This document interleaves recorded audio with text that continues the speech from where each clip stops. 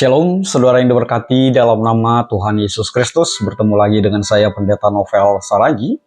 Firman Tuhan yang menyapa kita pada saat ini tertulis di dalam kitab Markus, pasal yang ke-10, ayatnya yang ke-46 sampai ayatnya yang ke-52. Namun ada baiknya kita bersatu dulu di dalam doa. Kita berdoa. Bapa di dalam sorga, terima kasih Tuhan buat dimensi waktu yang indah yang Engkau beri bagi setiap kami. Terima kasih Ji. Terkhusus buat kerinduan dengar-dengaran akan firman-Mu, maka berfirmanlah Engkau Tuhan, sebab kami siap untuk menerimanya. Amin.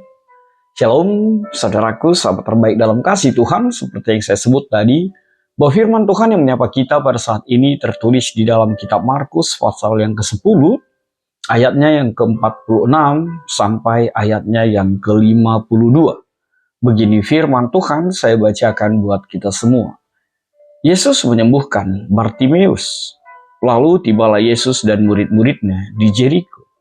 Dan ketika Yesus keluar dari Jeriko bersama-sama dengan murid-muridnya dan orang banyak yang berbondong-bondong, ada seorang pengemis yang buta bernama Bartimeus, anak Timeus, duduk di pinggir jalan.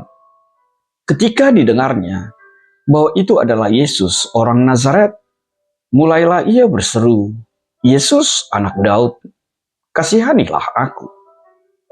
Banyak orang menegurnya supaya ia diam. Namun semakin keras ia berseru, "Anak Daud, kasihanilah aku."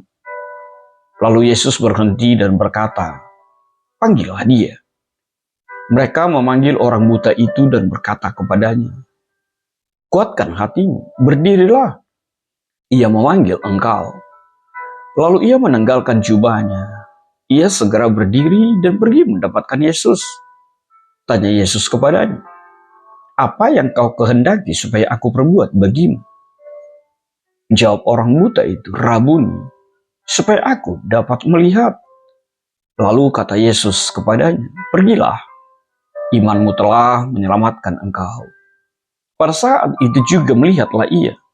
Lalu ia mengikuti Yesus dalam perjalanannya. Demikian firman Tuhan. Saudara yang diberkati dalam nama Tuhan Yesus Kristus.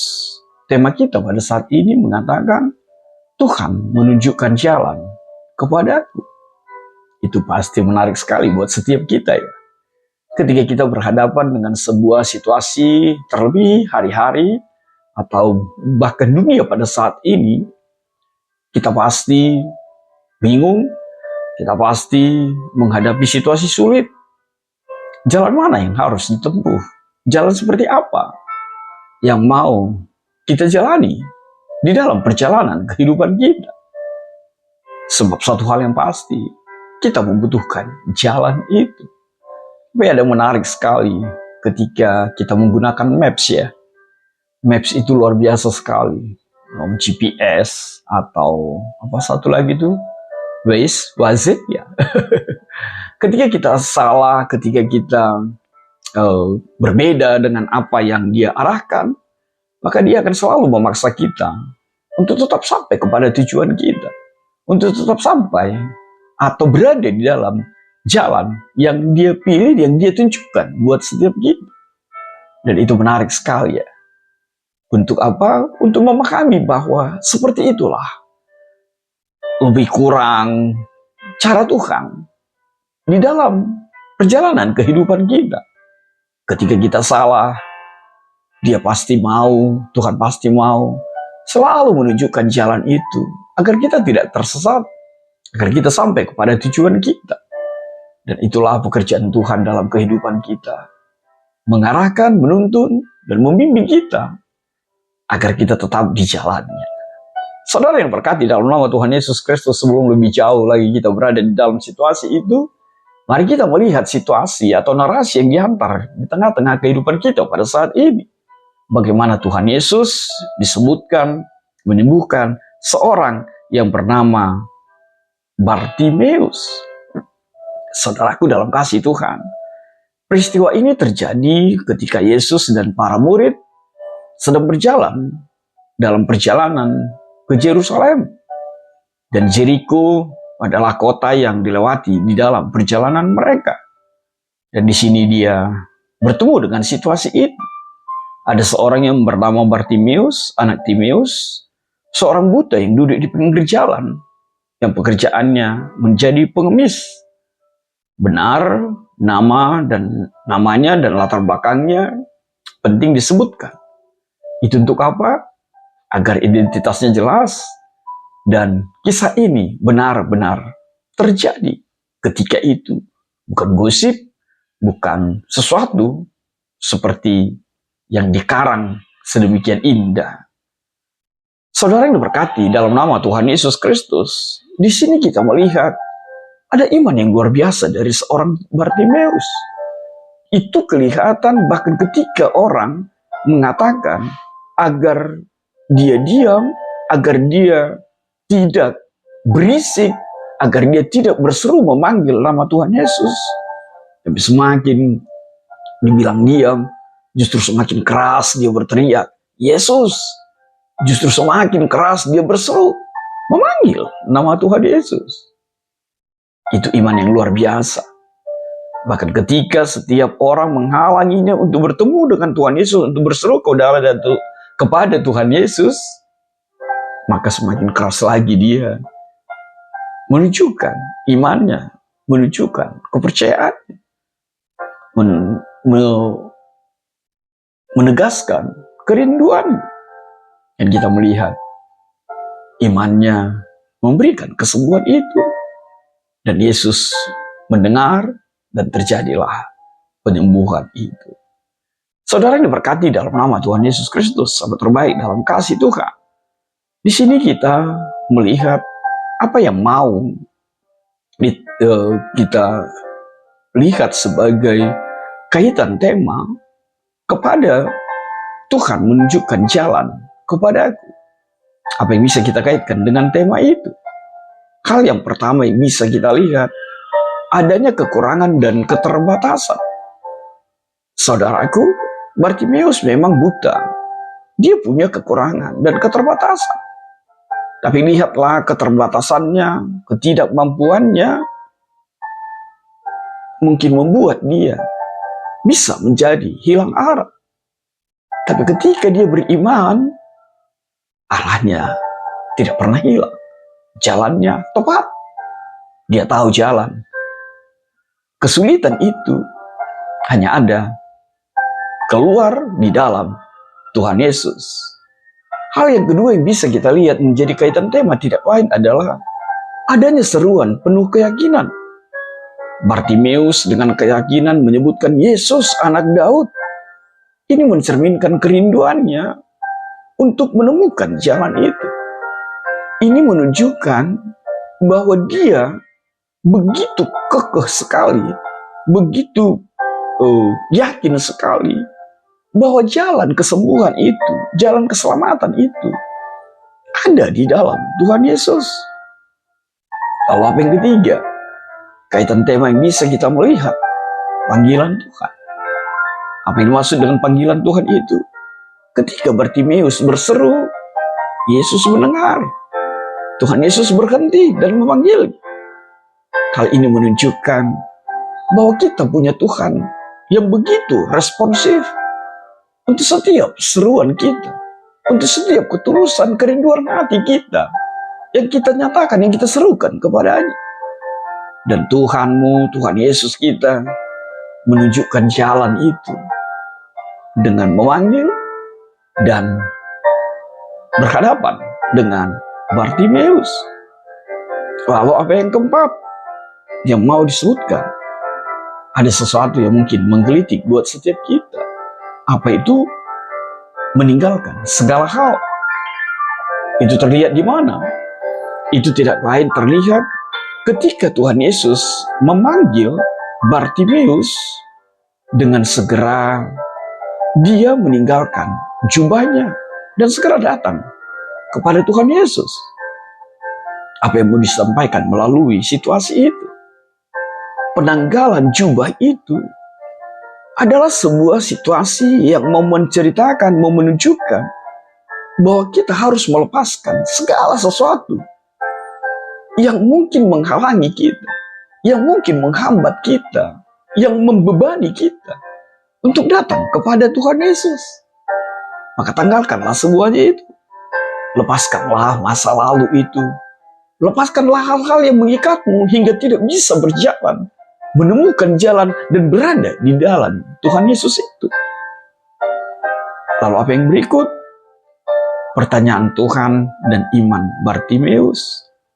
Saudaraku, sahabat terbaik dalam kasih Tuhan, mungkinkah Tuhan Yesus tidak tahu apa yang diinginkan oleh seorang Bartimeus? Tentu tidak mungkin, sebab Tuhan Maha tahu. Tapi Tuhan Yesus perlu bertanya, tapi Tuhan Yesus ingin melihat ketulusan, kerinduan, pengharapannya ada di dalam situasi seperti apa. Keinginan itu harus jelas. Keinginan itu perlu. Sebab Tuhan akan memberikan apa yang kita butuhkan, bukan apa yang kita minta, kita inginkan dalam kehidupan kita. Dan Tuhan Yesus bertanya seperti itu. Dan kita melihat iman seorang Bartimeus itu. Dia tunjukkan bahwa imannya teguh kepada Tuhan Yesus. Lalu apa yang terakhir? Kaitan tema. Kaitan temanya pemulihan dan pengikut Yesus. Akhirnya Bartimeus menerima penyembuhan itu. Bartimeus dipulihkan, disembuhkan. Bartimeus bisa melihat kembali. Dan hal yang luar biasa, dia memilih ikut jalan Tuhan. Hal ini mencerminkan pertolongan Tuhan itu membawa pemulihan dan membimbing setiap kita agar tetap berada di jalannya. Bukankah hal itu kita dapatkan di dalam kitab Yohanes itu? Bahwa Tuhan Yesuslah jalan kebenaran dan hidup. Maka tetaplah berada di jalannya. Saudaraku dalam kasih Tuhan Yesus Kristus, lalu apa yang bisa menjadi refleksi bagi kita melalui kebenaran firman Tuhan pada saat ini? Hal yang pertama, milikilah keberanian di dalam iman. Tirulah keberanian dan ketekunan iman seorang Bartimeus dalam mencari Tuhan. Disebutkan dia mendengar Yesus, dia bergegas, dia berani. Bahkan rintangan itu pun dia lalui. Penolakan itu pun dia lalui. Dia berani dengan imannya. Dia percaya, dia yakin bahwa dalam Yesus bukan hanya ada kesembuhan, tapi juga jalan keselamatan itu. Lalu apa yang kedua? Respon tulus hati dari Tuhan Yesus. Ini adalah kekuatan yang luar biasa. Mengenal siapa Tuhan kita di dalam kehidupan ini. Respon Tuhan begitu tepat. Respon Tuhan itu tidak berlama-lama. Itu benar apa yang disebutkan oleh kebenaran firman Tuhan itu. Tuhan selalu menyendengkan telinganya untuk setiap seruan kita. Untuk seruan orang benar. Dan lihatlah, Tuhan Yesus meresponnya. Lalu apa yang ketiga? Milikilah kesiapan untuk melepaskan. Apa itu? Seperti yang saya singgung di atas tadi. Bahwa kita harus mampu melepaskan segala sesuatu seperti jubah yang mengkungkung kita, yang membelenggu kita. Untuk sampai kepada Tuhan Yesus. Untuk berada di dalam jalan Tuhan Yesus itu. Kuasa-kuasa kegelapan mungkin. Dunia ini mungkin. Judi online atau apapun itu. Yang mencoba mengikatmu, yang mencoba menahanmu. Lepaskanlah itu. Datanglah kepada Tuhan Yesus. Bukankah Tuhan Yesus mengatakan, marilah kepada aku, datanglah. Semua yang letih lesu dan yang berbeban berat, maka engkau akan dilegakan. Lalu apa yang keempat? Refleksi bagi kita. Milikilah iman sebagai kunci kesembuhan itu. Tetaplah percaya. Benar, banyak jalan ditawarkan oleh dunia ini. Tapi ingat satu hal. Hanya jalan di dalam Tuhan Yesuslah engkau dipulihkan, engkau disembuhkan. Bahkan Di dalam Tuhan Yesus, jalan keselamatan itu ada. Dan lebih lagi, Yesus itulah jalan sejatinya. Lalu apa yang kelima? Tidak lain adalah respon setiap kita. Panggilan untuk bertindak. Kalau Tuhan sudah memanggil, kalau Tuhan sudah menyatakan, bergegaslah. Seperti Bartimeus itu, dia tidak menunggu, dia bergegas. Maka saudaraku, apapun yang menjadi panggilanmu, apapun yang Tuhan mau engkau lakukan di dalam perjalanan kehidupanmu, bergegaslah. Jangan tunggu nanti. Jangan bilang aku masih muda. Jangan bilang aku belum menikah. Jangan bilang aku belum punya anak. Jangan bilang aku sibuk dengan pekerjaanku. Jangan bilang aku sudah tua. Jangan bilang aku tidak punya waktu dan bla bla bla bla bla. Tapi bertindaklah, bergegaslah. Lalu apa yang berikut? Ingat dan imanilah. Yesusmu, Tuhan kita itu adalah pribadi yang peduli. Bahkan kepedulian itu untuk orang-orang yang terabaikan di dalam kehidupan ini. Lihatlah Bartimeus. Dia tidak dianggap, dia tidak dipedulikan. Tapi Tuhan Yesus begitu care, begitu peduli dengan. Maka saudaraku, setiap kita jadilah pribadi yang peduli. Jadilah pribadi yang tetap peduli kepada setiap orang yang diabaikan. Dan kalau di antara kita yang dengar-dengaran akan firman Tuhan ini merasa diabaikan, merasa tidak dianggap, datanglah kepada Tuhan. Hiduplah di jalannya. Kalau dunia ini mungkin tidak peduli dan mengabaikanmu, satu hal yang pasti, Tuhan Yesus begitu peduli denganmu.